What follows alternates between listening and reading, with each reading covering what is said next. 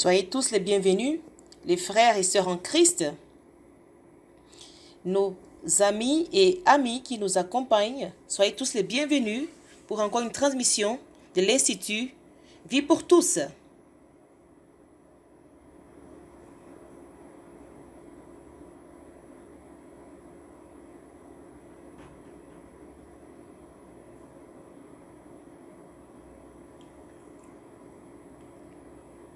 Nous sommes arrivés au message du numéro 6 qui a pour thème que celui qui a des oreilles entende.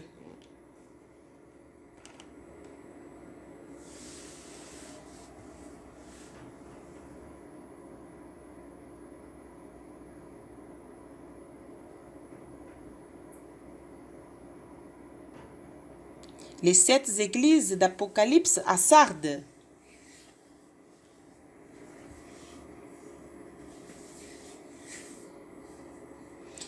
Et le titre du message 6 est une grande avancée de l'invention de l'imprimerie et de la fabrication du papier.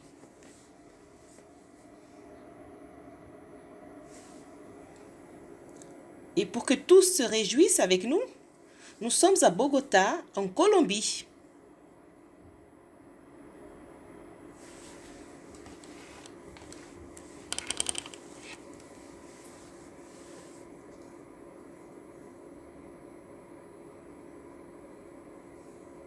Nous avons effectué un voyage depuis la semaine dernière pour connaître les principales régions des églises de Colombie.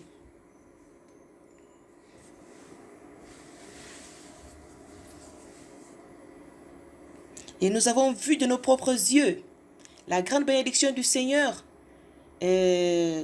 concernant ces deux dernières années. Tout a commencé quand les leaders des églises de Colombie ont appris à être simples et obéissants et à suivre la parole prophétique.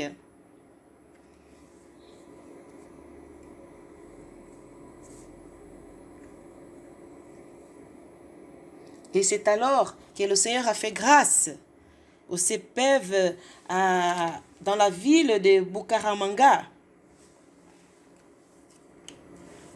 Et dès lors, plusieurs unités d'Expo Livre ont été créées.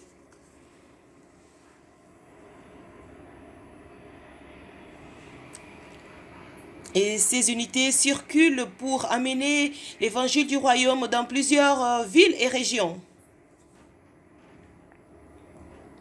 Et avec beaucoup de joie, nous vous annonçons que dans bientôt, nous commencerons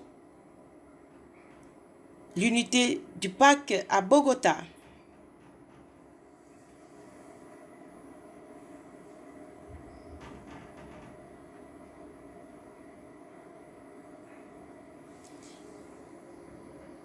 Et tout cela, c'est pour que le Seigneur avance rapidement dans toutes ces régions de la terre.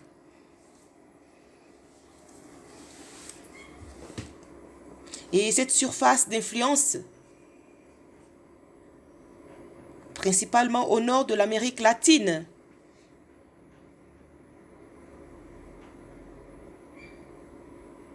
et nous voulons aussi arriver en Amérique centrale et plusieurs pays du Caribe. Et de cette manière, avec la collaboration de tous, le Seigneur pourra avancer et ainsi nous prêcherons l'évangile du royaume dans toutes les nations.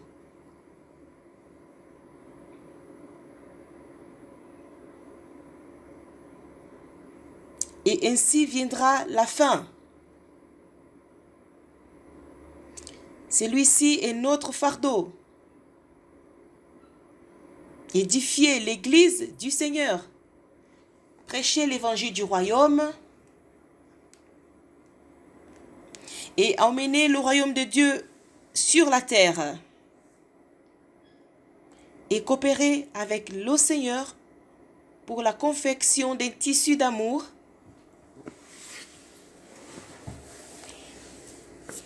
pour que Dieu puisse avoir un lieu d'habitation en esprit. Et qu'il puisse trouver dans l'Église son lieu de repos. Et que le septième jour arrive. Le jour du repos. Le millénaire. Le 7e millénaire. Et nous voulons régner avec Christ. Alléluia. Comme nous a dit le titre de ce message 6, une grande avancée, l'invention de l'imprimerie et de la fabrication du papier.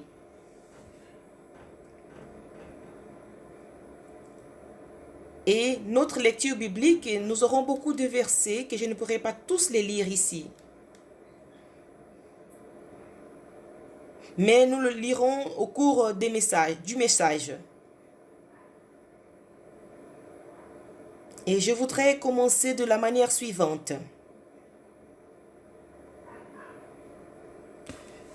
Tous les chrétiens doivent avoir dans leur pensée que l'œuvre de Dieu est faite par la parole de Dieu.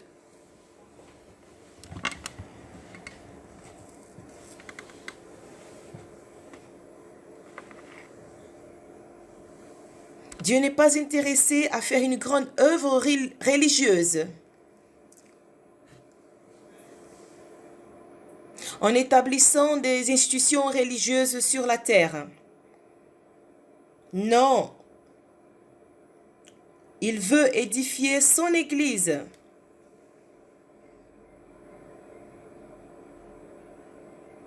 Et son Église, c'est le corps de Christ.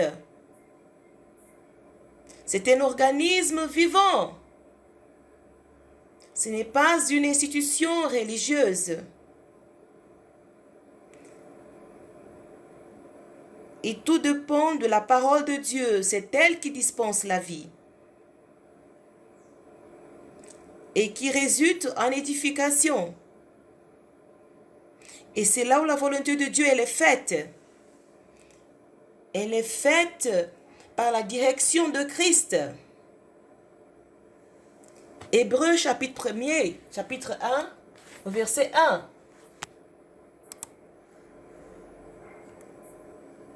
Dit que Dieu y parlait autrefois par les prophètes.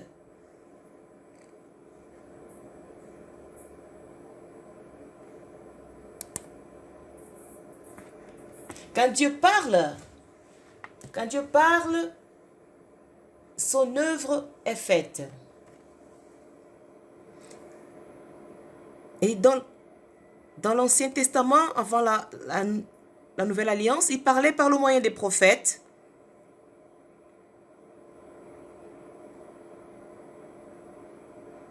Mais depuis que Christ est venu sur terre, dans ces derniers jours,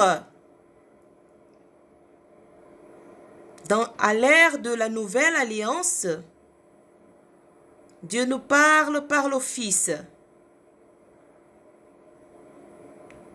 Et il continue à nous parler par le Fils.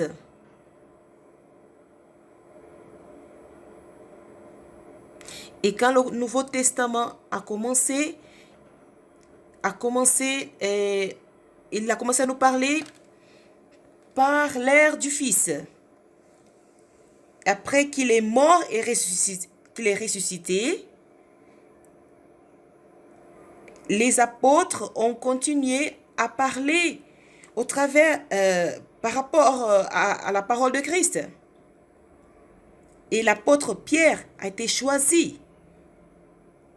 Il a été suscité par Dieu pour parler la parole de Dieu et à faire l'œuvre de Dieu.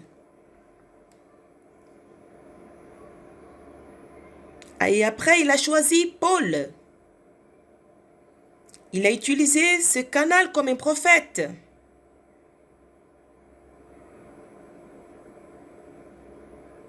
Et il a conduit l'évangile au travers de Paul pour les païens.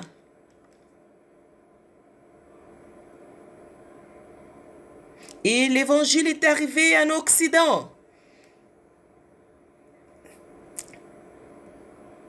Et après Paul, il a parlé au travers de Jean. Et tous, ils étaient des apôtres de Jésus-Christ. Ils étaient des prophètes qui étaient élevés par le Fils. Ils étaient des canaux du Fils de Dieu pour parler au peuple de Dieu dans le Nouveau Testament. Et aujourd'hui, cela n'est pas différent. Ils continuent à nous parler pour que nous produisions l'œuvre de Dieu. Et dans Exode chapitre 19, quand Dieu a fait sortir son peuple de l'Égypte,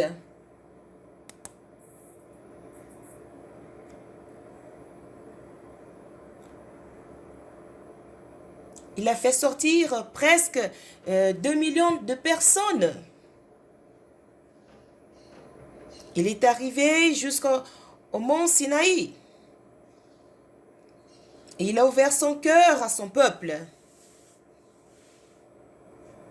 Et il montra au peuple ce qu'il ferait, comment il ferait l'œuvre de Dieu. Nous voyons dans Exode chapitre 19, verset 4. Vous avez vu ce que j'ai fait à l'Égypte et comment je vous ai porté sur des ailes d'aigle et amené vers moi.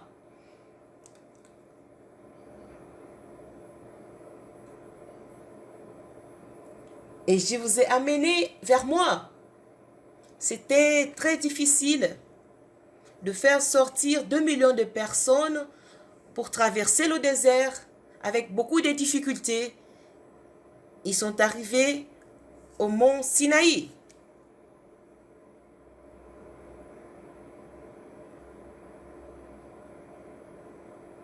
Et ce n'était pas comme aujourd'hui. Nous avons des infrastructures, des routes. Vous avez des endroits, des restaurants pour prendre un repas ou des endroits où vous pouvez faire vos nécessités, vos besoins. Mais c'était 2 millions de personnes dans le désert.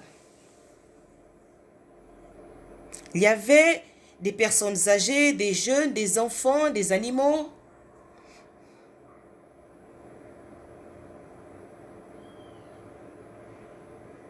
C'était un voyage très très difficile. Mais le Seigneur les a amenés sur des ailes d'aigle. Et ce peuple est arrivé vers lui. Je ne sais pas si vous le saviez que l'arrière-plan de cela, que toutes les nations étaient des adorateurs des idoles. Les nations, elles étaient des nations païennes. Elles n'adoraient point les dieux véritables. Mais cela est arrivé après le déluge, à l'époque de Nimrod.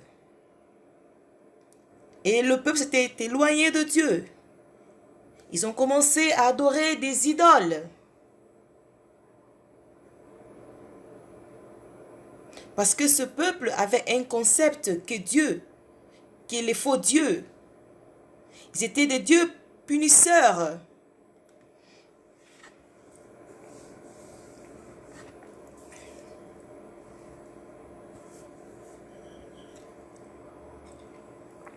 Pourquoi? Parce que Dieu, au travers du déluge, il avait exterminé l'humanité. Il avait juste sauvé la vie de la famille de Noé.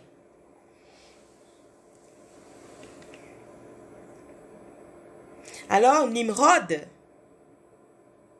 incité par Satan, il a utilisé cet argument pour créer une haine entre l'humanité et Dieu.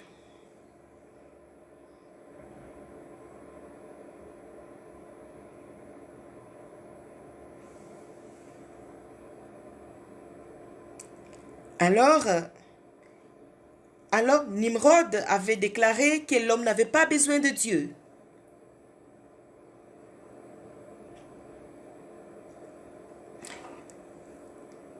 Alors nous voyons que l'homme, il a besoin de vaincre plusieurs intempéries de la nature.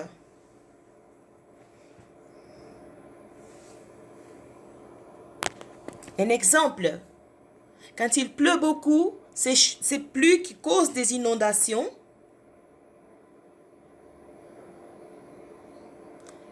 Elles terminent, elles détruisent des plantations, des agricultures, ou une tempête qui détruit des maisons, ou une sécheresse qui cause de la sécheresse et manque d'aliments. Comment est-ce que l'homme peut déclarer l'indépendance de Dieu? Mais d'autre part, nous voyons que l'homme, il a besoin de la nature pour vivre.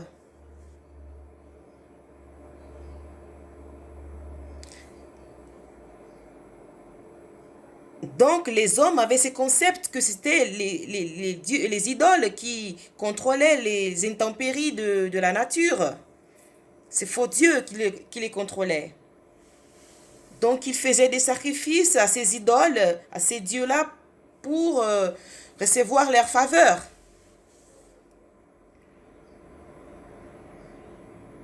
Afin de ne pas les punir. Donc la relation des êtres humains et de ces faux dieux, c'était une relation de peur. Alors, il disait, ces dieux-là, ce sont des dieux punisseurs. Mais dans Exode 19, nous a montré que Dieu n'est pas ainsi. Dieu a fait sortir un peuple d'Égypte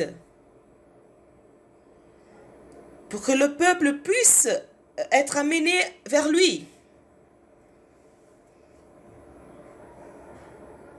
Il est un Dieu d'amour. Il est un Dieu qui veut donner de la vie. Il veut prendre soin de son peuple. Alors, nous voyons que le concept de l'homme et Dieu commence à changer.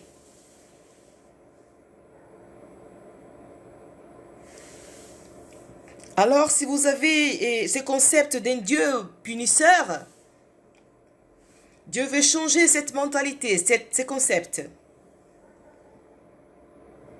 Dieu veut que vous soyez quelqu'un intime à lui.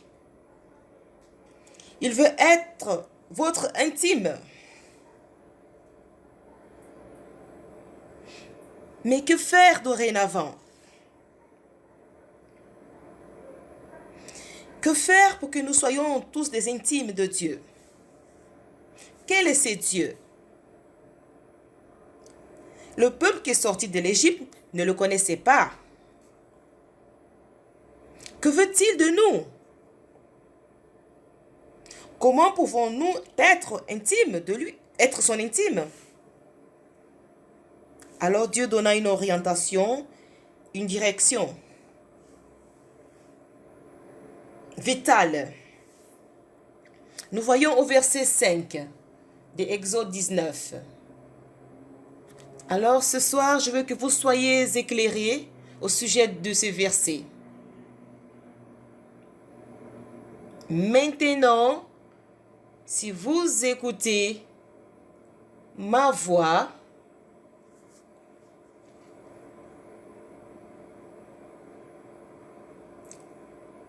le peuple de Dieu a besoin de faire une chose.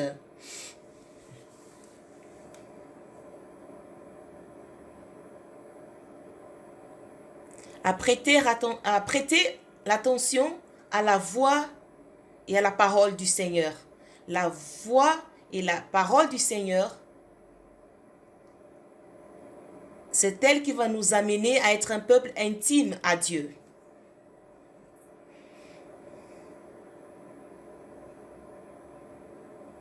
Il dit maintenant, si vous écoutez ma voix et si vous gardez mon alliance,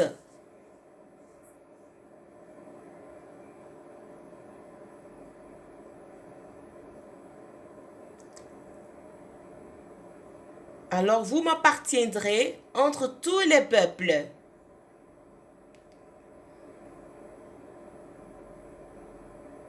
Car toute la terre est à moi. Vous serez pour moi un royaume de sacrificateurs et une nation sainte.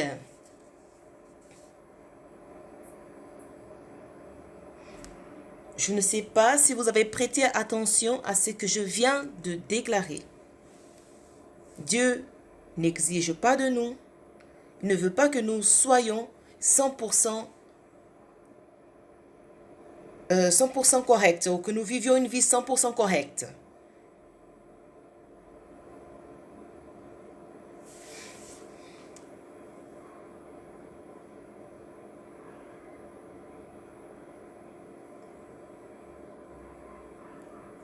Nous devons simplement avoir cet amour et prêter attention à ce qu'il veut nous dire.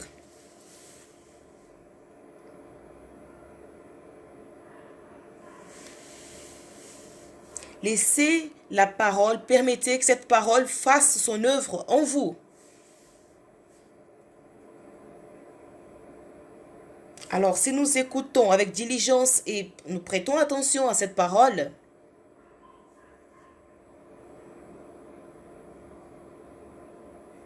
c'est alors que nous l'appartenons et nous serons cette propriété du Seigneur.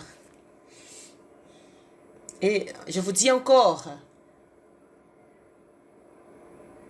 nous serons un royaume des sacrificateurs et nous serons une nation sainte.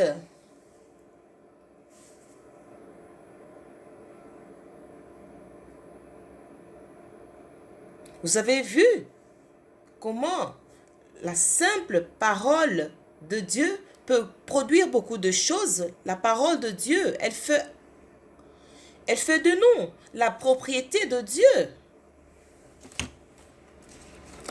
La parole de Dieu fait en sorte que nous soyons un royaume de sacrificateurs qui suit le Seigneur.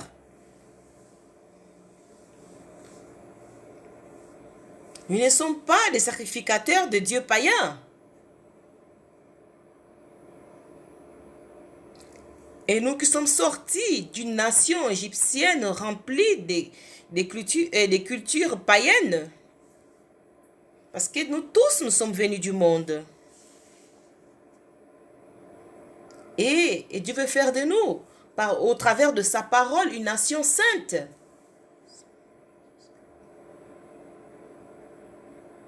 Alors, tout est fait par la parole du Seigneur.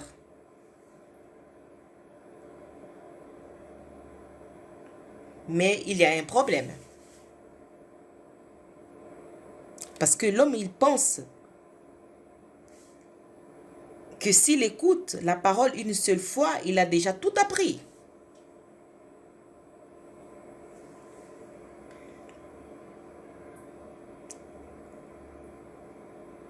Et quand le Seigneur nous parle une fois seulement, nous pensons que nous avons déjà tout appris. Tu as écouté un message. Je le sais, je connais déjà. Ça se passe comme ça, n'est-ce pas? Et rempli de connaissances comme un docteur. Mais si on vous pose la question de savoir ce que vous avez reçu ou gagné du message, je ne sais pas, mais c'était un bon message.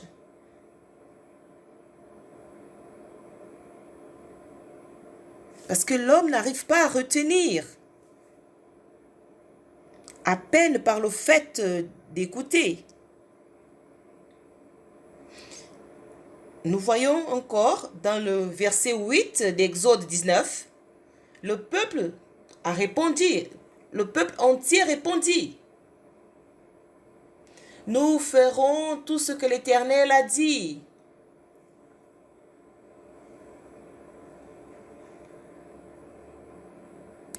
L'homme, il a une bonne intention. Mais il ne se connaît pas lui-même.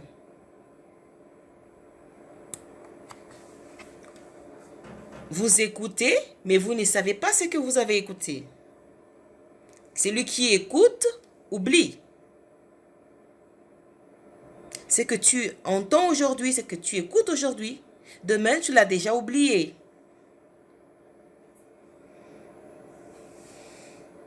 Et c'est pourquoi Dieu donne beaucoup d'importance à la parole écrite.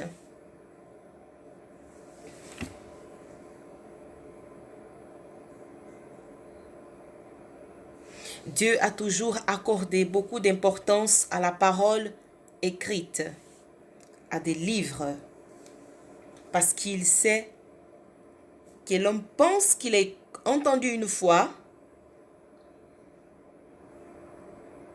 et qu'il le sait déjà. C'est pourquoi, dans Deutéronome chapitre 6, qu'est-ce qu'il a dit? Ceux-ci sont les commandements et les ordonnances que je vous donne, qu'ils t'enseignent pour que tu accomplisses sur terre et que tu les transmettes.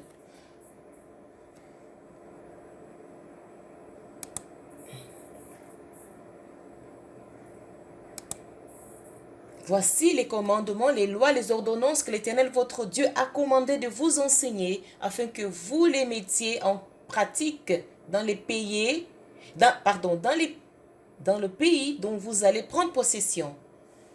Afin que tu craignes l'Éternel ton Dieu, au verset 2, afin que tu craignes l'Éternel ton Dieu en observant tous les jours de ta vie, toi, ton fils et le fils de ton fils, et tous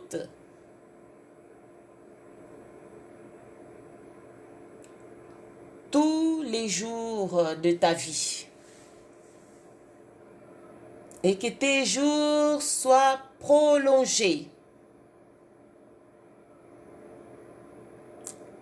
Écoute, au verset 3 dit, tu les écouteras donc Israël, et tu auras soin de les mettre en pratique.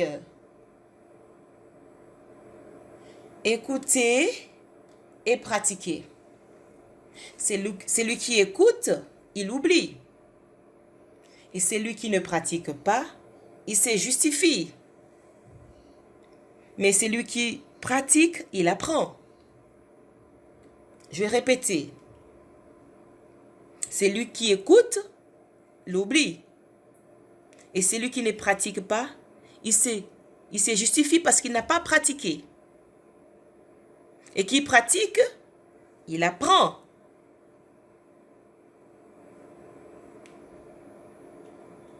Il a dit, tu les écouteras donc Israël et tu auras soin de les mettre en pratique afin que tu sois heureux et que vous multipliez beaucoup. Et dans le pays où tu te réjouiras du lait et du miel, comme le dit le Dieu de tes pères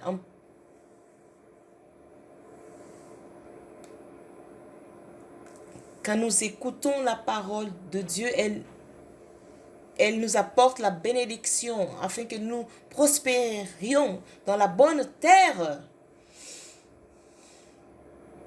Au verset 4, il dit, écoute Israël, l'Éternel, notre Dieu, est le seul Dieu.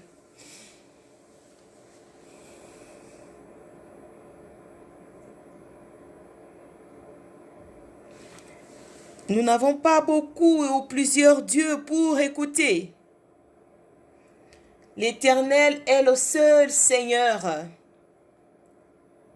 C'est pourquoi dans votre église, il n'y a pas plusieurs voix.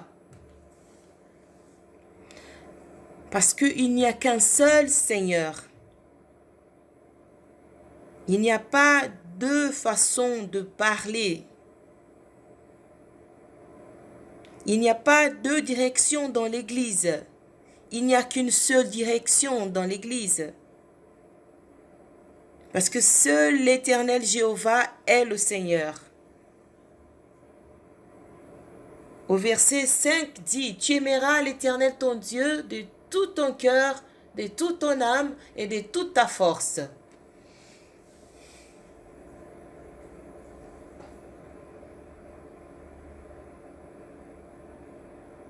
Ce n'est pas une religion. Et tout provient du fait que nous aimons le Seigneur. Tu aimeras l'Éternel de tout ton cœur, de toute ta force, de toute ton âme.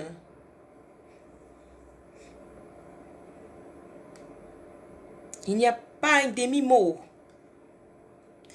Aimez le Seigneur à moitié. Vous aimez un peu le Seigneur et vous aimez un peu le monde. Vous servez le Seigneur et vous aimez le monde. Le Seigneur exige que nous l'aimions de tout notre cœur et tout notre être. Mais nous n'avons même pas cette capacité de le faire. Au commencement, notre amour pour le Seigneur, c'était un grand amour. Et au fur et à mesure que le temps passe, nous nous refroidissons. Comment maintenir ce premier amour? Au verset 6, c'est encore la parole. Et ces commandements que je te donne aujourd'hui seront dans ton cœur.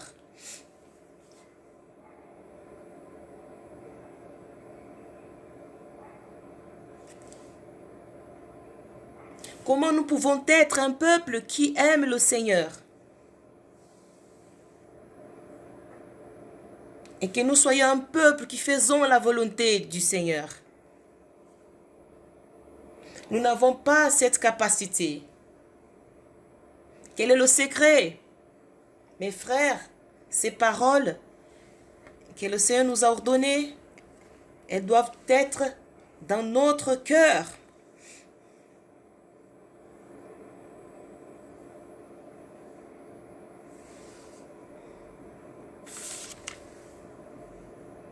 Comment nous pouvons faire que ces paroles puissent être dans nos cœurs?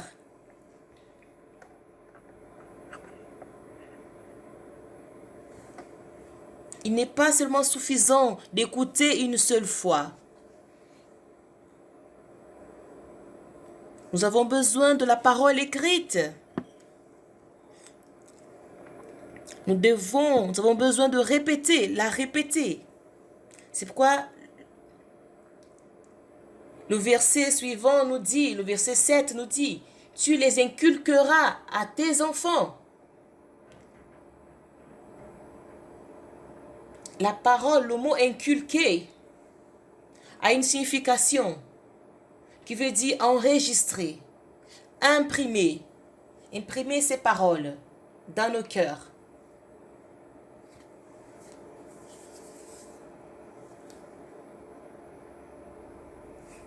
Par des répétitions. À chaque fois, il faut répéter. Comment vous allez répéter au fur et à mesure si elle n'est pas écrite?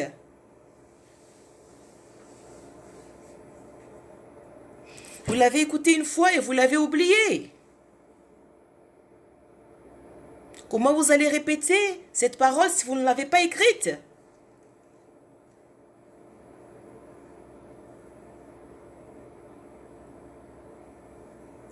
Tu les inculqueras à tes enfants et tu en parleras quand tu seras dans ta maison.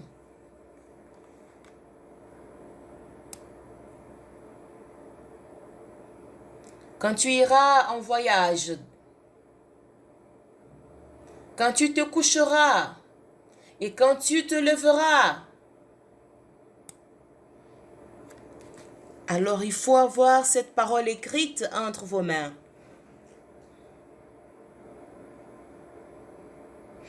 Qui a sa feuille de l'immersion de la semaine? Ici, il y en a peu qui ont cette habitude. Au Brésil, ils le font. Tous l'ont. Vous devez apprendre à les imprimer. Et vous marchez avec cette feuille de l'immersion à tout moment, à tout temps. Et comment vous allez inculquer la parole quand vous serez chez vous à la maison? Si vous n'avez pas cette feuille imprimée. Comment vous allez marcher et inculquer la parole? Et répétez plusieurs fois. Jusqu'à l'enregistrer. L'enregistrer dans votre cœur. Comment vous le ferez si vous ne l'avez pas? Nous allons apprendre à la voir. Au coucher, tu fais un peu de l'immersion. Quand tu te leveras, tu fais aussi de l'immersion. Quand vous sortirez pour aller travailler, l'immersion, vous le faites aussi. Au moment du petit déjeuner, vous faites aussi l'immersion. Au moment du déjeuner, vous faites l'immersion. Vous retournez à la maison, vous faites aussi l'immersion. Aujourd'hui, j'ai vu plusieurs adolescents ici. J'ai vu qu'ils ont cette habitude de faire de l'immersion et qu'ils pratiquent beaucoup. Je ne sais pas si ça se passe aussi parmi vous. Vous aviez votre feuille de l'immersion? Les adolescents? Votre feuille de papier? Est-ce que vous avez votre feuille de papier? Il y en a qui ont et d'autres qui n'en ont pas. Nous allons changer cette situation. Vous devez marcher avec votre feuille de papier de l'immersion. Ah, ok, vous l'avez sur vos portables. Vous êtes pardonné.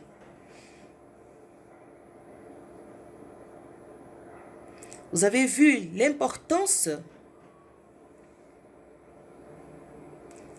de inculquer la parole du Seigneur dans nos cœurs? Frères, vous savez pourquoi je relève cela?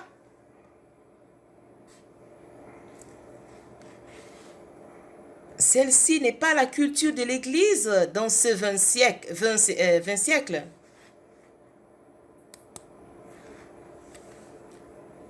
Paul, il a implanté cela. Et dans Éphésiens 5, 18, ne vous enivrez point de vin, qu'il y a la dissolution, mais remplissez-vous de l'esprit. Comment? En parlant entre vous, en parlant la parole du Seigneur. En Colossiens 3, 16, que la parole de Dieu habite richement parmi vous. Et comment la parole de Dieu, elle va habiter en vous? Par plusieurs répétitions. C'est que nous appelons immerger dans la parole, l'immersion. De cette manière, avec plusieurs répétitions de la parole, cette parole elle sera enregistrée en nous.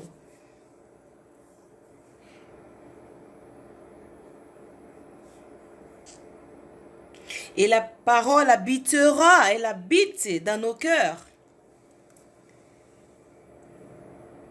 Et spontanément, elle fera son œuvre en nous. Et nous allons aimer le Seigneur avec le premier amour. Et comme ça, nous allons faire la volonté de Dieu, prêcher l'évangile dans les rues. Je peux prier pour vous. Et nous prêcherons l'évangile du royaume au travers des livres. Nous prendrons soin des gens. Et tout cela à cause de l'amour que nous aurons dans nos cœurs. Et cela dépendra de nous, de laisser inculquer la parole de Dieu en nous. Et disant tout cela, je vais vous montrer c'est pourquoi Dieu il accorde de l'attention au livre.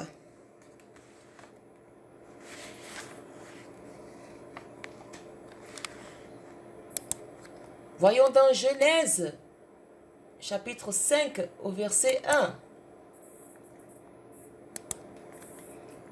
Celui-ci est le livre de la généalogie d'Adam. Alors, le livre de la postérité d'Adam, sa généalogie est enregistrée dans un livre. Alors Dieu demanda d'enregistrer dans un livre la postérité d'Adam. Voyons dans Exode, chapitre 17, verset 14.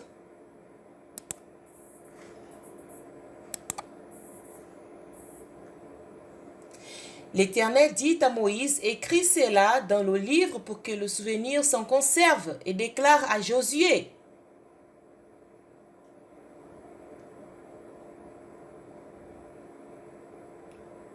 Pourquoi écrire dans un livre? Pour la mémoire, pour le souvenir. Parce que si l'homme écoute, il oublie. Et comme Dieu connaît l'homme, Dieu a dit écris dans un livre. Voyez comment le livre est important. Exode 24, au verset 7. Exode 24, 7.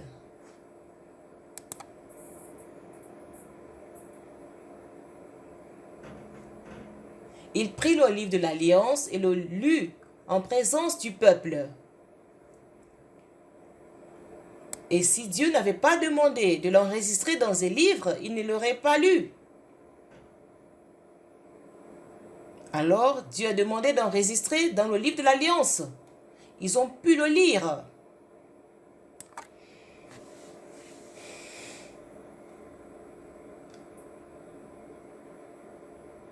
Mais quelle fut l'attitude du peuple? Ils dirent, nous ferons tout ce que l'Éternel a dit et nous obéirons.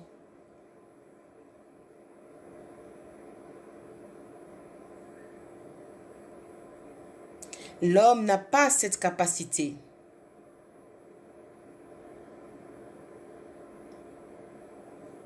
Et nous avons parlé une parole merveilleuse ici. Vous direz, vraiment, j'ai aimé cette parole. Waouh! Et tout ce que le Seigneur m'a parlé dans ce message, je veux le faire. Vous n'arriverez pas à le faire. Vous n'avez pas cette capacité.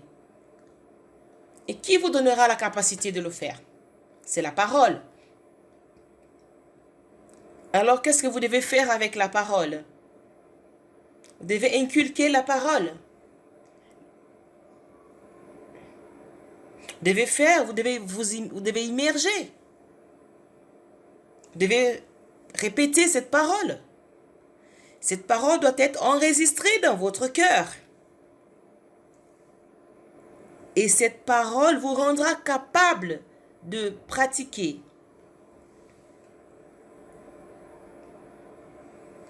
Et j'espère que j'ai pu changer votre concept ce soir. Voyons dans Exode 32, au verset 32, 33. Exode chapitre 32, verset 32, 33.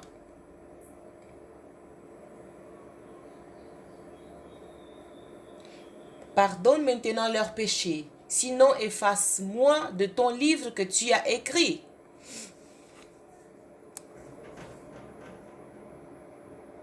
Ce livre a été écrit par Dieu au travers de quelqu'un. Mais ici, on nous dit que c'est Dieu qui a écrit ce livre. L'Éternel dit à Moïse, c'est celui qui a péché contre moi que j'effacerai de mon livre.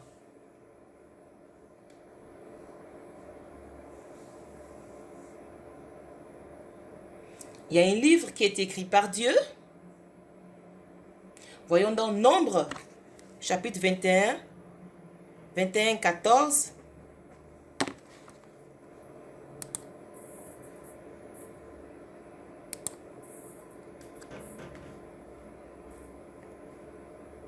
Ce qui s'est dit même dans les guerres du Seigneur doivent être enregistrés.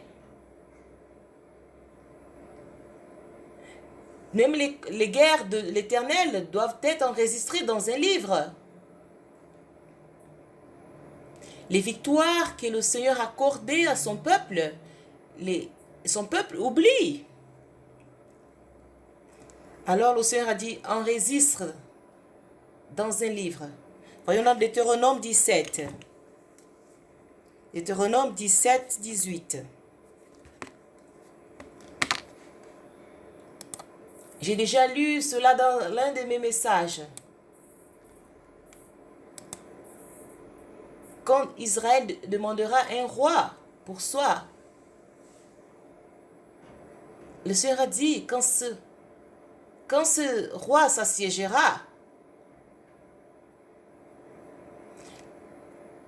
la première chose qu'il doit faire, c'est de faire une copie du livre de cette loi. Voyons au verset 18.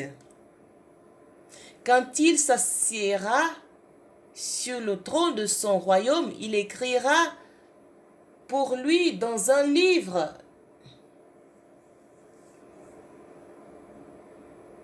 une copie de cette loi. Vous ne pouvez pas vous confier à votre mémoire. Tu ne peux pas te confier à ton cerveau, ni à tes oreilles. Tu as besoin d'écrire, il est important d'écrire dans un livre. Au verset 19, il devra l'avoir avec lui et y lire tous les jours de sa vie. Le roi doit avoir ce livre qu'il a fait une copie de la loi pour le lire.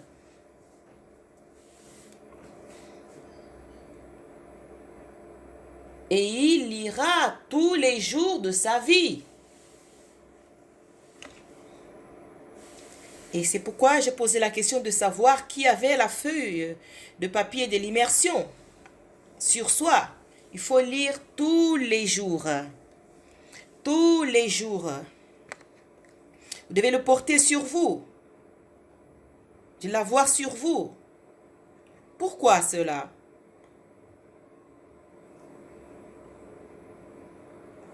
Pour apprendre à craindre l'Éternel ton Dieu. Au verset 19, afin qu'il apprenne à craindre l'Éternel son Dieu. Un roi qui immerge dans la parole. Il n'est pas arrogant. Il n'est pas orgueilleux. Parce que la parole lui rend humble. Afin qu'il apprenne à garder, observer et à mettre en pratique toutes les paroles de cette loi et toutes ses ordonnances. Il n'arrive pas à l'accomplir, mais la parole lui donnera la capacité de l'accomplir.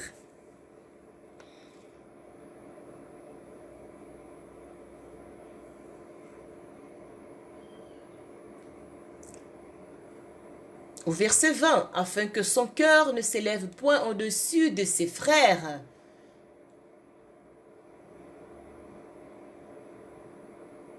Cette pratique de l'immersion dans la parole nous aide, mes frères, à nous maintenir à notre place.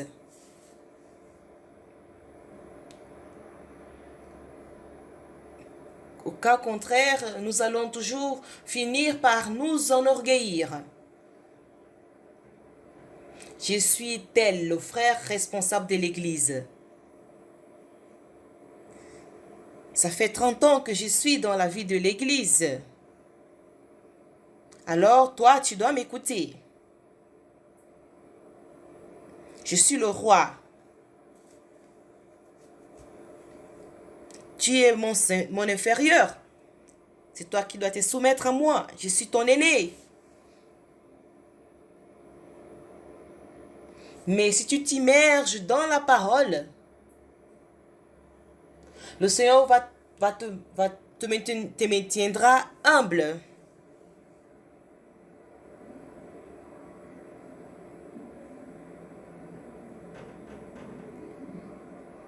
Et cela fera en sorte que ton cœur ne s'élève point au-dessus de tes frères. Et que tu ne te détournes ni à gauche ni à droite.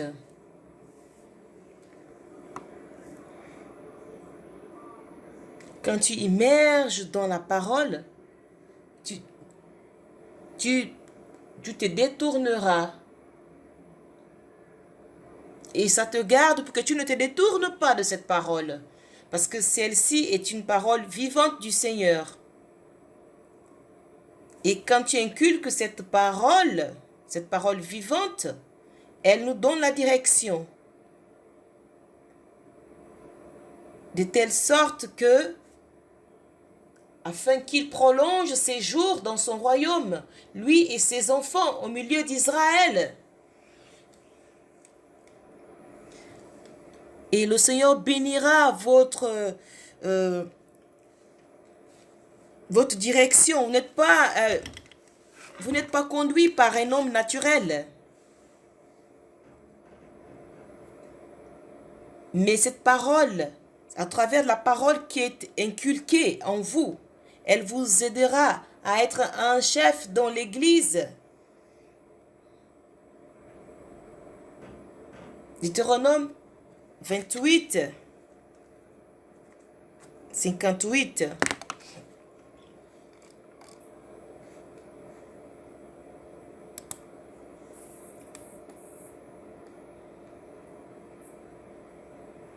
Si tu n'observes pas et ne mets pas en pratique toutes les paroles de cette loi écrites dans ces livres, si tu ne crains pas ce nom glorieux et redoutable de l'Éternel, ton Dieu,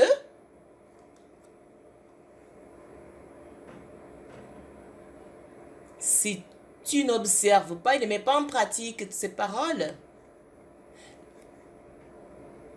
l'Éternel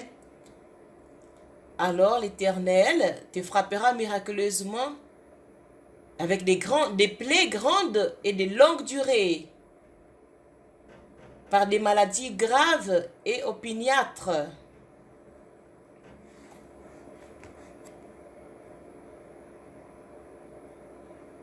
Il amènera sur toi toutes les plaies d'Égypte devant lesquelles tu tremblais, et elles s'attacheront à toi. Et même l'Éternel fera venir sur toi jusqu'à ce que tu sois détruit toutes sortes de maladies et de plaies qui ne sont pas mentionnées dans le livre de cette loi.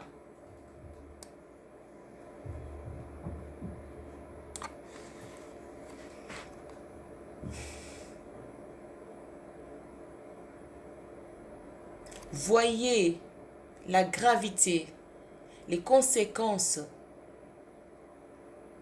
si nous n'inculquons pas cette parole en nous.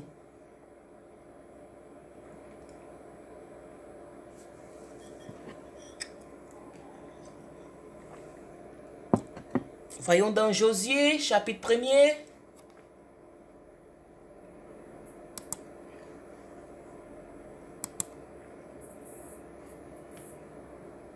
Dieu parle au travers de Moïse à son serviteur Josué.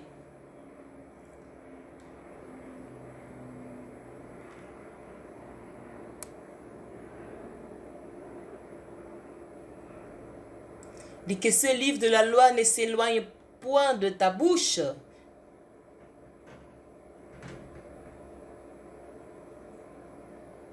Que ce livre ne s'éloigne point de ta bouche. Médite-le jour et nuit.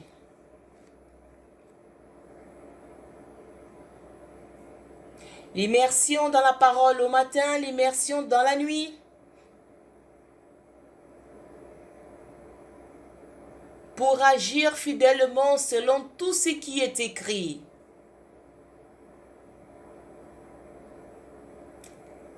Car c'est alors que tu auras du succès dans tes entreprises.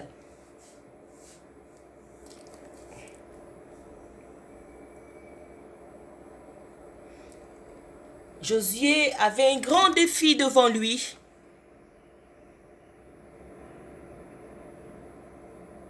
Dieu n'a pas permis que Moïse entrât à la terre promise, la terre de Canaan.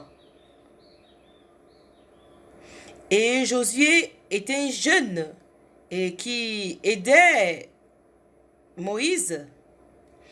Et alors, cette responsabilité lui a été donnée.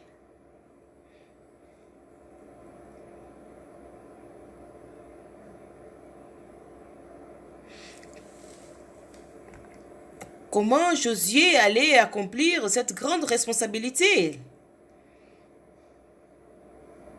Et c'est par la parole, mes frères. Ce n'était pas par la capacité de Josué. Josué, il a dit, ne cesse pas de parler de ce livre de la loi.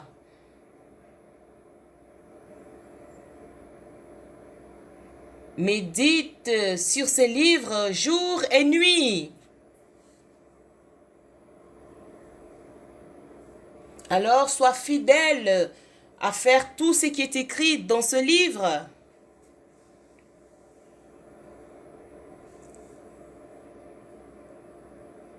Car c'est alors que cette parole aura du succès dans tes entreprises. Et tu auras des succès.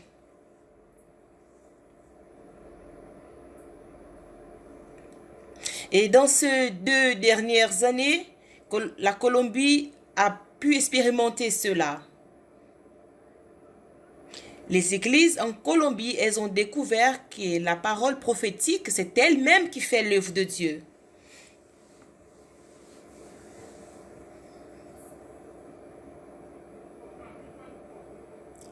Et à partir de là, l'Église n'a pas cessé de pratiquer et de parler la parole de Dieu. Médite en elle jour et nuit.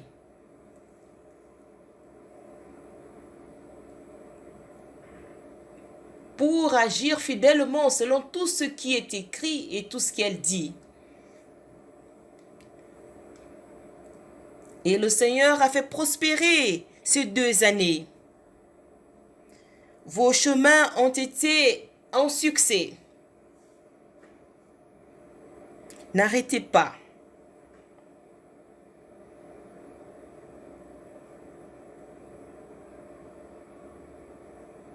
Ne vous détournez pas de ce chemin.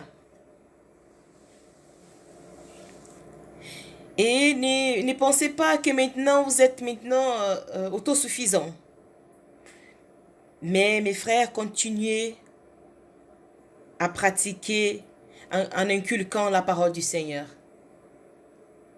Le Seigneur a parlé au travers de Josué. Le Seigneur a parlé à Josué au travers de Moïse. Fortifie-toi, ne t'ai-je pas donné cet ordre? Fortifie-toi et prends courage, ne t'effraie point et ne t'épouvante point. Car l'Éternel ton Dieu est avec toi dans tout ce que tu entreprendras. Et je vais dire aux églises ici à Colombie, soyez forts et courageux.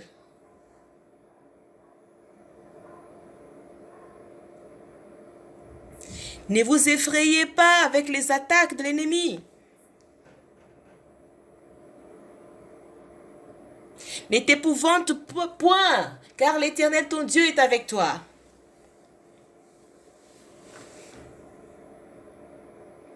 Dans tout ce que tu entreprendras,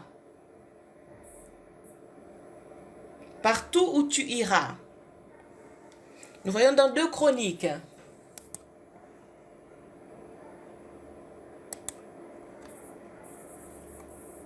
De Chroniques 17.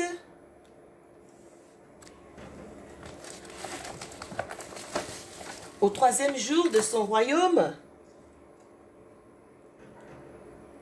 la 3e année de son règne, il chargea ses chefs, Ben-Raïl, Abidias, Zacharie, Nethanil et Michée, d'aller enseigner dans les villes de Juda.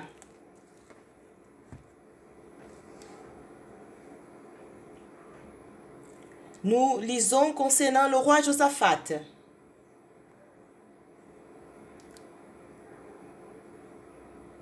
Il envoya avec eux les Lévites, Shemaéja, Nithania, Zébadia, Azaël, Sheminamoth, Jonathan, Adonijah, Tobijah et Dob Adonijah. Tu me pardonnes de te faire lire tous ces noms compliqués, mais il est important.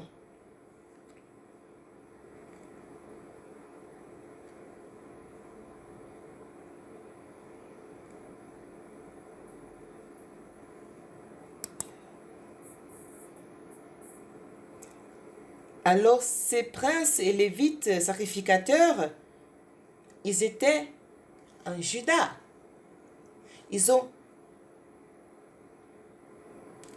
Comment ils ont enseigné? Rien qu'avec leurs souvenirs? Non. Ils ont enseigné en ayant avec eux le livre de la loi du Seigneur. Au verset 9, ils enseignèrent dans Juda ayant avec eux le livre de la loi de l'Éternel. Et ils parcoururent toutes les villes de Juda. Et ils enseignèrent parmi le peuple. Il n'est pas confiable de transmettre, d'écouter seulement et de transmettre verbalement sans l'avoir gardé. Si nous faisons un exercice ici, je vais vous donner un message et vous allez parler ce message à chacun qui est dans la première file.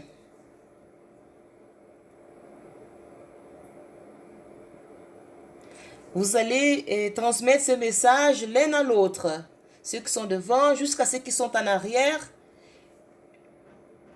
successivement. Et vous allez transmettre ce message jusqu'au dernier, qui est au dernier de la file.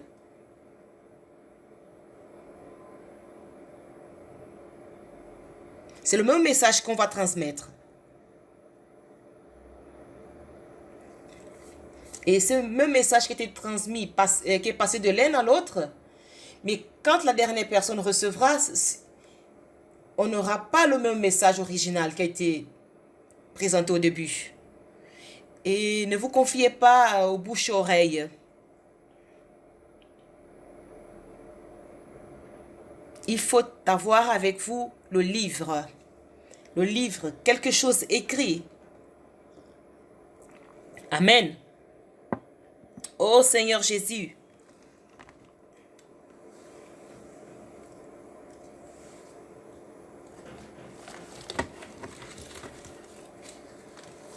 Au verset 10, nous dit, la terreur de l'Éternel s'empara de tous les royaumes des pays qui environnaient Juda. Et ils ne firent point la guerre à Josaphat. Mes frères, si nous sommes fidèles à la parole,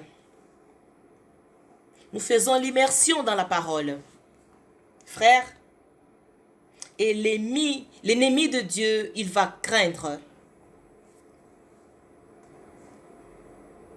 Personne ne pourra nous arrêter. Voyons dans Néhémie 8, au verset 5.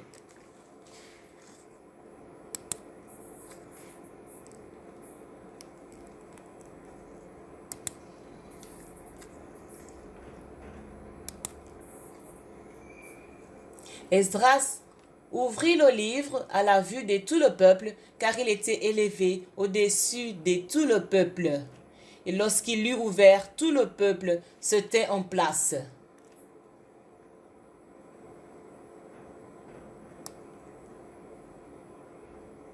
Alors,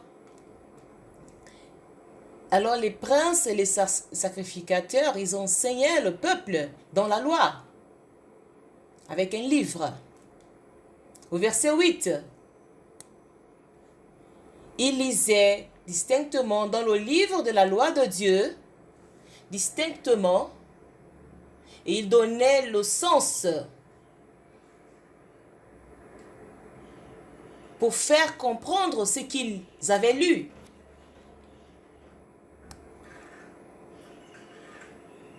Mes frères, celle-ci est notre responsabilité. En dehors d'avoir la Bible entre nos mains, lire d'une manière distincte et exacte. Nous avons la parole prophétique qui nous donne l'explication du livre de la loi. De sorte que le peuple comprenne.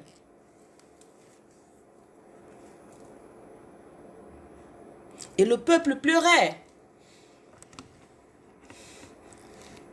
Parce qu'ils ont compris quel était le cœur de Dieu. Ils pleuraient parce qu'ils vivaient contraire à la parole.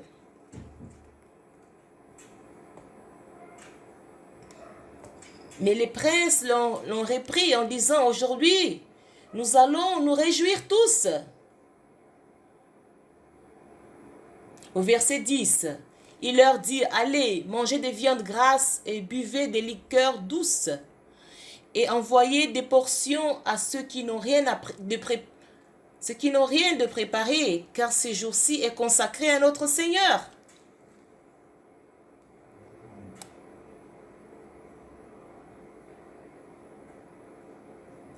Car ce jour est consacré à notre Seigneur.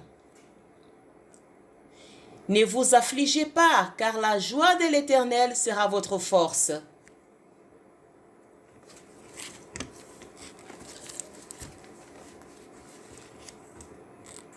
Alors les Lévites calmaient tout le peuple en disant, taisez-vous, car ce jour est saint. Ne vous affligez pas.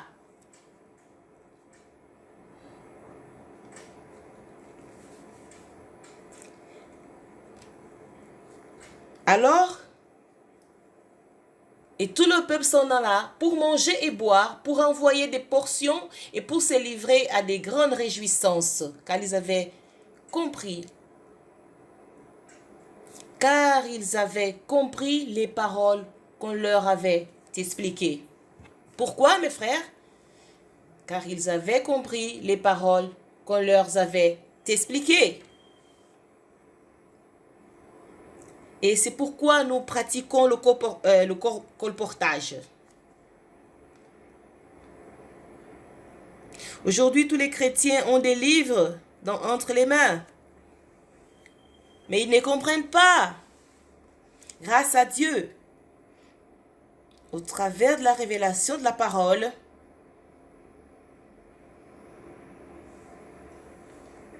et aujourd'hui, nous avons imprimé et cette parole qui prêche l'évangile du royaume, elle fait en sorte que les personnes comprennent la Bible. Et c'est pourquoi notre responsabilité, c'est de prêcher l'évangile du royaume dans le monde entier. De quelle façon?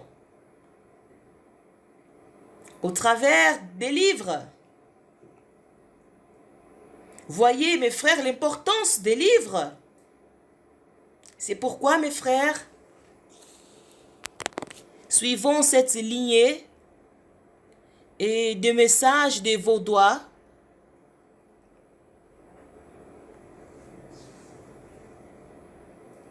Les Vaudois qui étaient les premiers colporteurs. Et ils vivaient à cette époque où personne n'avait accès à la parole de Dieu. Ils ont commencé à conduire cette parole pure, cette parole écrite du Seigneur. Mais aujourd'hui, tous, nous avons la Bible imprimée. Mais les gens ont besoin de comprendre ce que la Bible dit. Principalement l'évangile du royaume. Mais nous rendons grâce à Dieu que ce que les Vaudois ont fait dans le passé, aujourd'hui nous donnons la continuité. Et plusieurs aujourd'hui comprendront ce que la Bible dit et ils se réjouiront. Continuons. Et dans le Nouveau, je n'ai pas assez de temps pour lire. Dans le Nouveau Testament, nous parlons aussi dans Matthieu chapitre 1, verset 1, nous parlons de la généalogie de Jésus-Christ.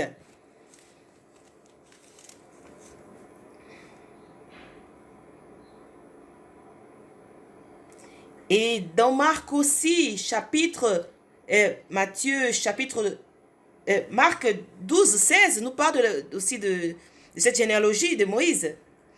Et Luc 3, 17, nous mentionne le livre du prophète Ésaïe.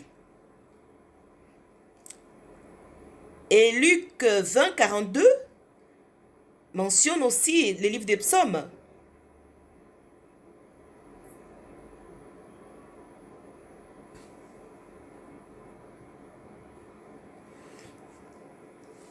Et dans le livre des Actes, qui a été mentionné par Jésus, qui nous parle du commandement que le Seigneur a donné, le commandement qui a été donné avant sa mort et après sa résurrection et qu'il a été enlevé dans les auteurs. Dans Actes chapitre 1 au verset 1. Ouvrons nos Bibles dans Apocalypse chapitre 1 verset 11. Seigneur Jésus, qu'est-ce qu'on nous dit ici? Qu'est-ce qu'il dit? C'est que tu vois. Apocalypse chapitre 1 au verset 11. Qui disait, c'est que tu vois, écris-le dans un livre et envoie-le aux 7 églises.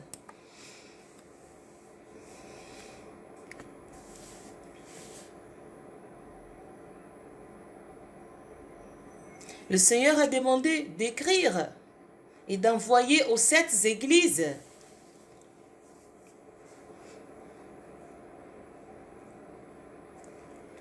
Apocalypse 22, verset 7.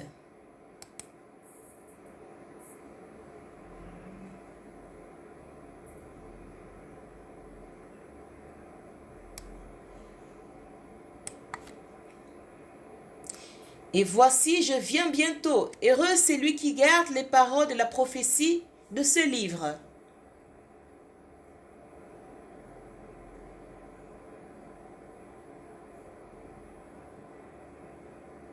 Et ce livre dont il parle, c'est l'Apocalypse, au verset 10. Et il me dit, ne scelle point les paroles de la prophétie de ce livre, car le temps est proche.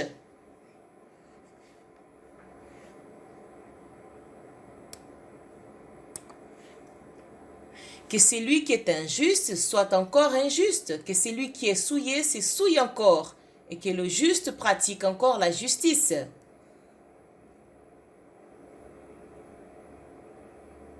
Et que le juste pratique encore la justice, et que celui qui est saint se sanctifie encore.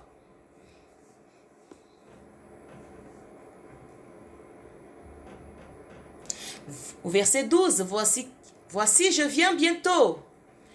Et ma rétribution est avec moi, pour rendre à chacun selon ce qu'est son œuvre. Amen. Et je vais vous parler rapidement d'un peu d'histoire. Et après que je vous ai prouvé un peu concernant l'importance du livre, ce fut très important l'invention de l'imprimerie. Et ça ne servirait à rien d'inventer l'imprimerie si on n'avait pas fabriqué le papier. Parlons un peu d'histoire.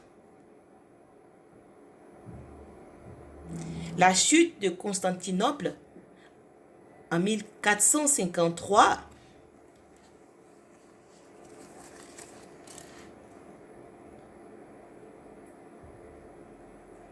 après un cercle qui a été la capitale orientale de la chrétienté est tombée dans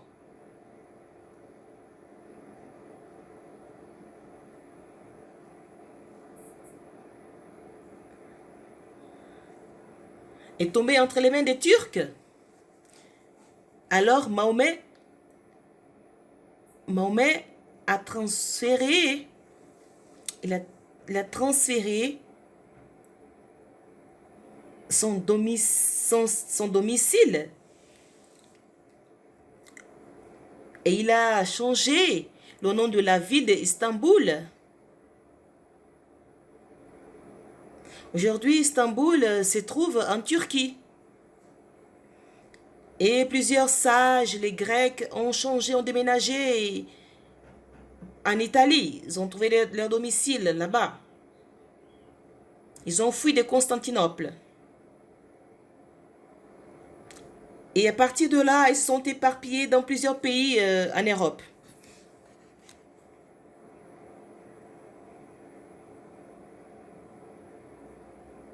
Alors, ils sont partis en prenant plusieurs trésors et livres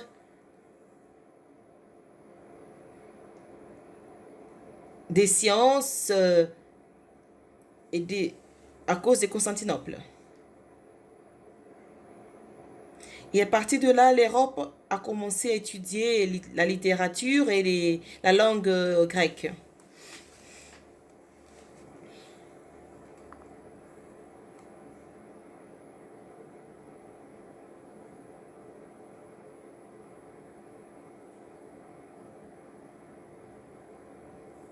Et cela a été important pour la préparation de la réforme protestante.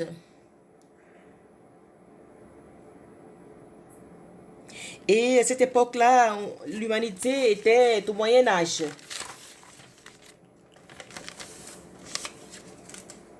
Le Moyen Âge était un âge d'ignorance, une période d'ignorance. On ne cherchait pas la littérature, l'art, la connaissance. Tout était dans l'ignorance. Mais Dieu a commencé à changer un peu cette histoire à cause de la chute de Constantinople. Et l'étude de la science, de la littérature, de la langue en Europe a commencé à se répandre.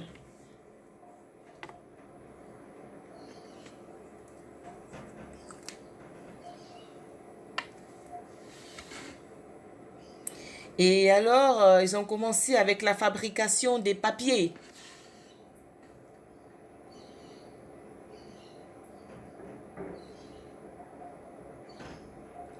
Et ça a commencé avec des morceaux de tissu, de lin.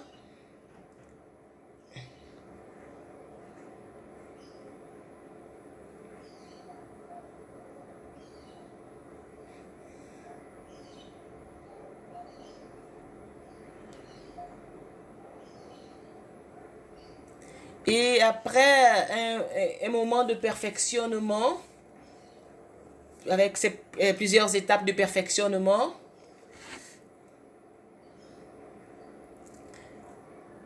parce que s'il n'y avait pas la production des papiers, il ne serait pas nécessaire. Comment aller faire l'imprimerie? Comment elle allait surgir? Et je vous dis tout cela pour vous puissiez voir comment Dieu est souverain. Et c'est alors qu'a commencé l'invention de l'imprimerie. Et je vous ai partagé en vous démontrant comment les livres sont importants pour Dieu. Alors la reproduction des livres dépendait des scribes.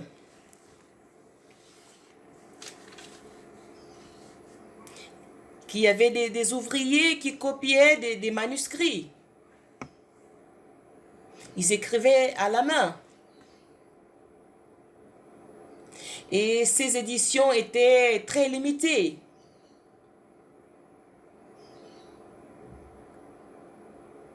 Et à un moment donné de l'histoire de l'humanité, ils ont commencé, et Dieu a permis l'homme a commencé à inventer l'imprimerie.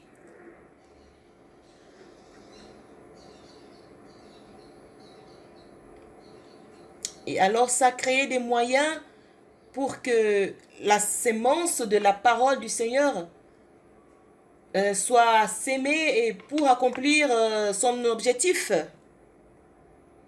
Alors le premier livre qui était imprimé par Gutenberg, ce fut la première Bible. Et c'était dans une psychologue, elle était faite par 60 et ça nous montre le grand intérêt de Dieu. Et ça nous montre l'intérêt de Dieu au travers de cette invention. Gutenberg a dépensé presque plus de 10 ans pour inventer cela. Et il a eu la participation d'un de ses associés qui s'appelait First.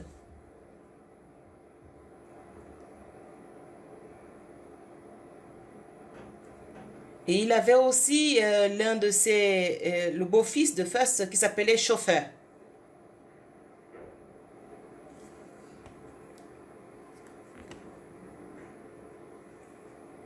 C'est là où ils ont mis au point une technique de fabrication des caractères métalliques qui a été le premier, les caractères mobiles et métal. Et avec l'effort de ces 3 hommes, c'est là où ils ont imprimé en 1450 la première Bible en latin.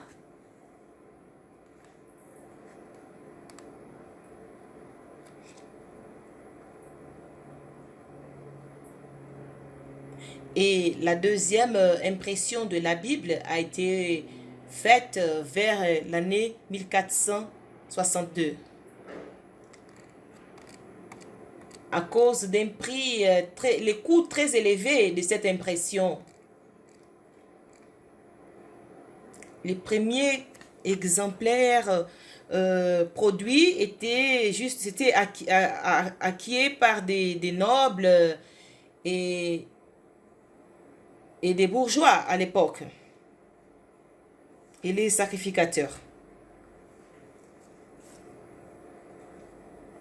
Et quand ils ont acquis ces impressions, ils ont cru que c'était des copieurs.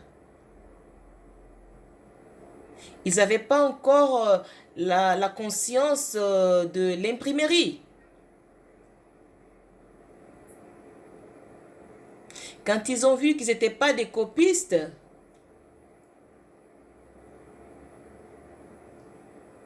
alors Faust, qui était l'associé, on l'a accusé de magicien. Ils ont dit, mais il a fait de la magie pour imprimer ces pages. Il a été conduit en prison. Alors, quand ils ont découvert l'invention de l'imprimerie, Plusieurs entrepreneurs ont répandu cet art dans toute l'Europe. Et en 1474, la Bible a été... l'imprimerie a été conduite en Angleterre.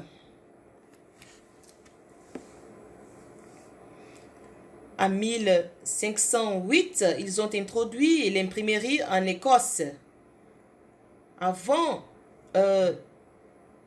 ces manuscrits étaient très chers et très rares.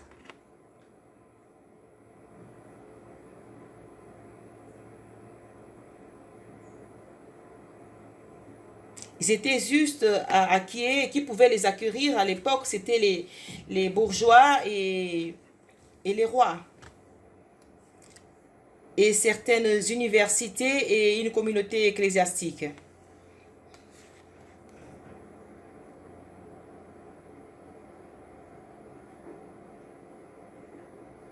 Et pour que vous ayez l'idée d'une des copies, il fallait contracter un manuscrit. C'est lui qui écrivait à la main. Et tu le payais un salaire pour 10 mois. Cela a été le coût pour faire une copie. Mais avec l'invention de l'imprimerie, le coût de ces copies a beaucoup chuté. Alors, la Bible est devenue accessible à tout le monde. Et cela a permis que ça fait sortir le peuple de l'ignorance, de la superstition qui était créée par les clergés.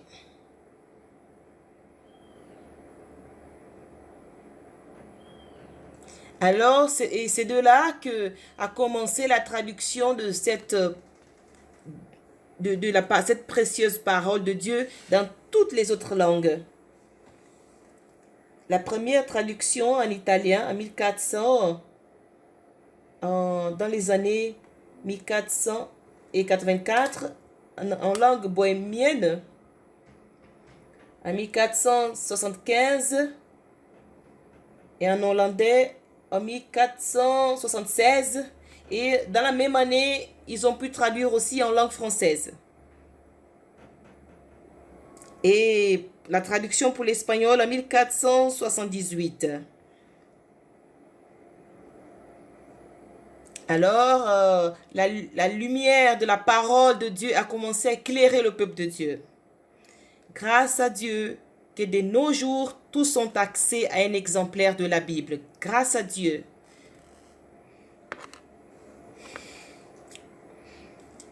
Aujourd'hui, la Bible peut être achetée à un prix accessible.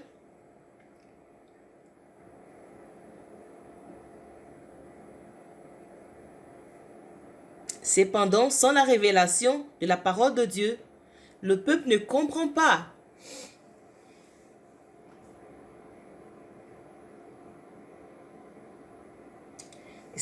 Vous vous souvenez que j'ai lu dans Matthieu, chapitre 13, 18, le peuple entend, mais il ne comprend pas.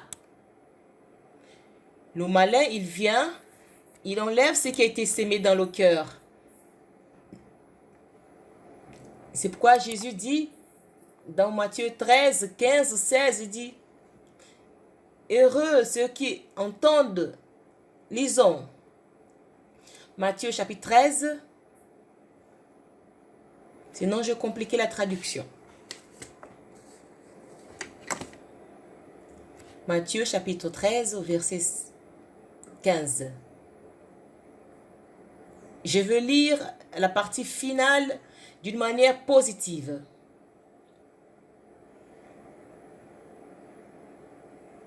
Si nous avons la révélation de la parole,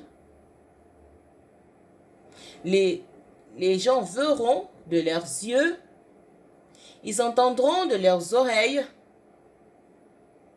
et ils entendront de leur cœur. Ils se convertiront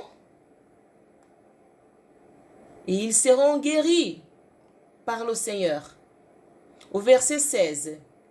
Mais heureux sont vos yeux, parce qu'ils voient, et vos oreilles, parce qu'elles entendent.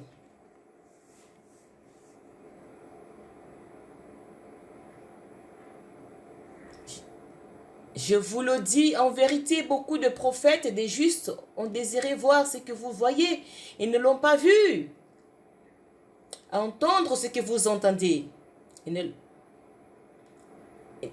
ne l'ont pas entendu.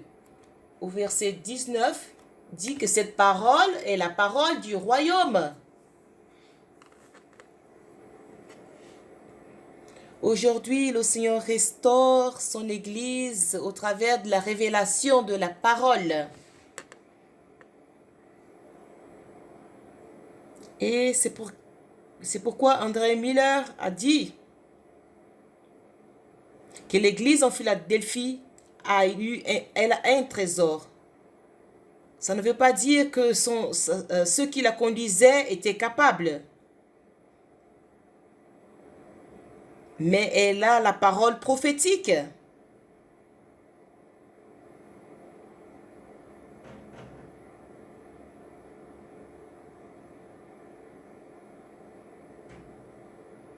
Comme l'Église en Philadelphie a la parole, comme elle a la parole, elle a aussi la responsabilité de s'aimer la révélation de la parole prophétique au travers des livres. Voyons dans le psaume 119, au verset 130.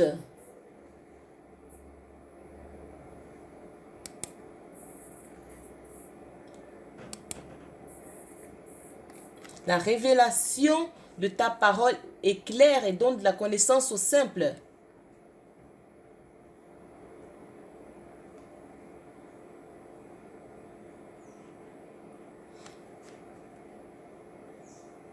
Il n'est pas seulement suffisant d'avoir la Bible, mais nous devons avoir la révélation de la parole. La révélation de tes paroles est claire. Elle donne de l'intelligence aux simples.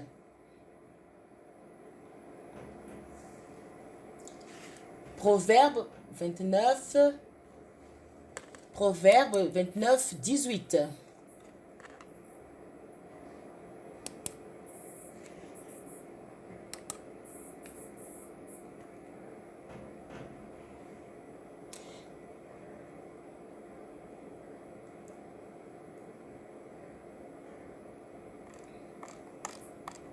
Proverbe chapitre 29, verset 18.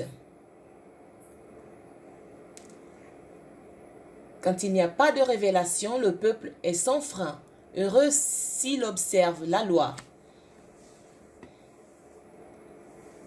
Heureux celui qui observe la loi.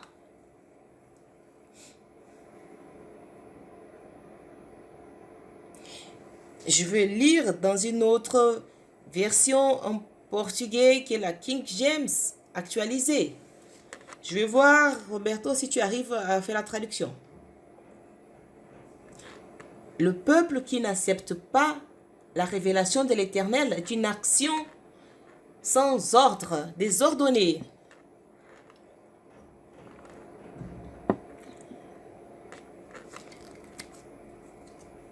C'est lui qui obéit à la parole de Dieu, il est heureux.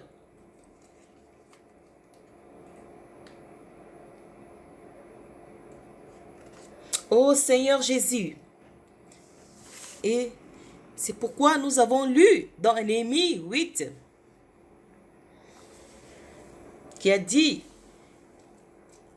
qu'ils ont entendu la parole de Dieu. Le peuple était dans la joie. Ils se sont réjouis grandement.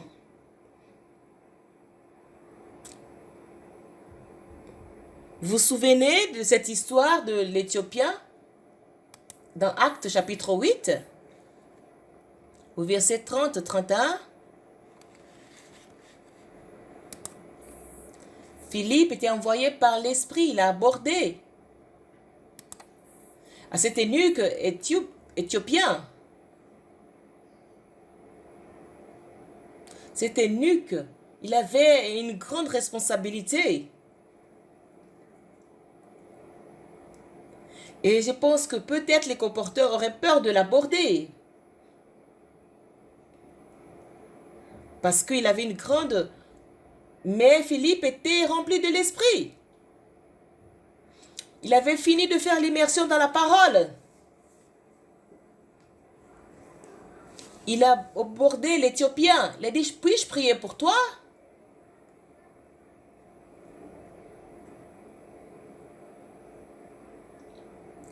Et Philippe l'invita à s'asseoir auprès de lui. Et il lui demanda. Parce qu'il lisait dans Ésaïe. Et il dit, comprends-tu ce que tu lis? Il répondit, comment le pourrais-je si quelqu'un ne me guide? Et Philippe le montra. Il a cru en Jésus. C'est lui qui a vu l'eau. Il a demandé à être baptisé. N'est-ce pas merveilleux?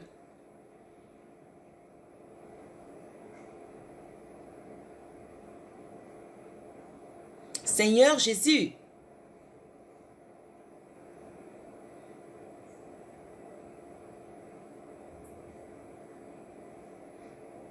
je suis déjà à la fin parce que je dois terminer parce que ça fait déjà plus d'1h30, c'est une transmission.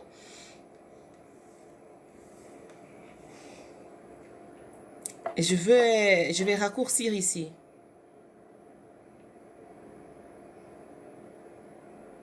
Et nous voyons qu'avec l'imprimerie, la Bible est accessible à tout le public, à tous.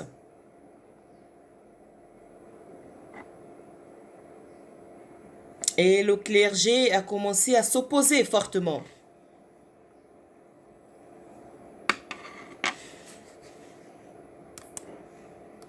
Et ils ont commencé à prendre toutes les Bibles qui étaient imprimées et à les brûler. Ils commençaient aussi à saisir toutes les imprimantes. Et tout ce qui était propriétaire de ces imprimeries était brûlé vif en France, à Paris. Ils voulaient maintenir le peuple dans l'ignorance, dans l'esclavage, dans la superstition. Mais aujourd'hui, et malgré que personne est mort brûlé, mais Satan ne veut pas que la révélation de la parole soit répandue, qu'elle arrive entre les mains des gens. Un exemple, l'une de l'ignorance des chrétiens. Certains qui disent, je suis contre le colportage. On ne doit pas vendre les livres. On ne doit pas vendre la parole de Dieu. Certains le disent.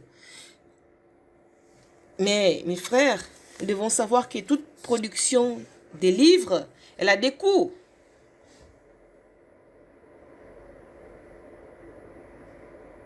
Cette Bible qui a été imprimée pour la première fois, elle a délivré plusieurs personnes de l'obscurité. Mais elle a eu un coût très élevé. Mais voyez le bénéfice.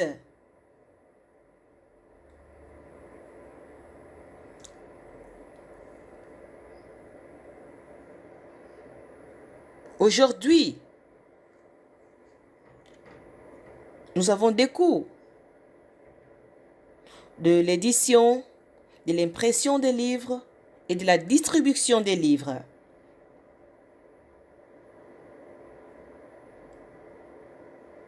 Nous minimisons ces coûts pour que tous puissent avoir l'accès à la révélation de la parole.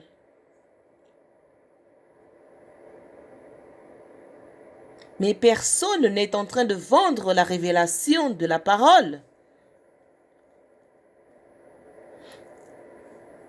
Dieu nous a révélé gratuitement et gratuitement nous donnons. Ce soir, je vous demande quelque chose. C'est sans prix.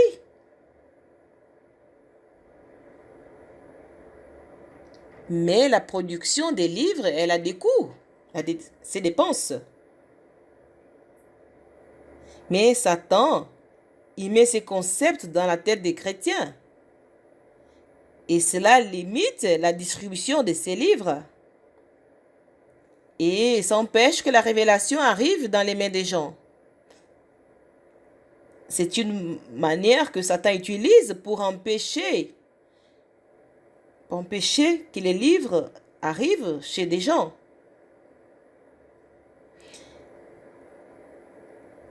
Et c'est l'une de ses attaques, mais il en fera d'autres. Quand on fait des cris de guerre, mes frères, nous savons que tout cela, nous savons que le Seigneur, nous savons que cette œuvre vient du Seigneur et que la main du Seigneur est sur cette œuvre.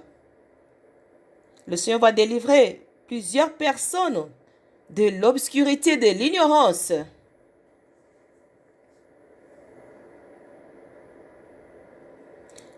Plusieurs auront accès à la révélation de la parole. Et ils se joindront à nous, comme cette Église qui va conclure cette ère. Et nous sommes ici, c'est pour cela. Nous ne craignons pas les attaques de l'ennemi. Les livres seront distribués, oui.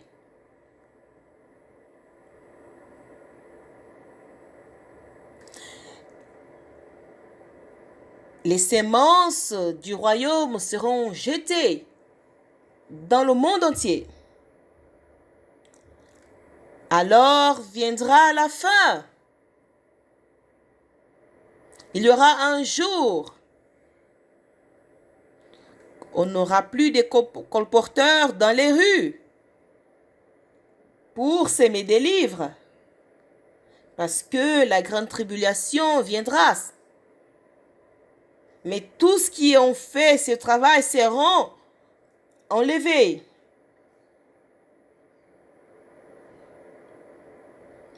Mais nous aurons laissé des milliers de livres ici sur terre. Ici, en Colombie, quand la grande tribulation arrivera, et je pense que des milliers de livres seront laissés ici.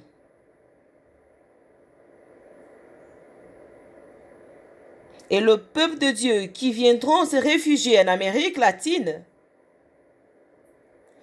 qui est le désert de l'Apocalypse 12, ils seront alimentés par ces livres. Vous croyez en cela? Moi, je le crois. C'est pour cela, ne cessez pas de s'aimer des livres. Jésus est le Seigneur.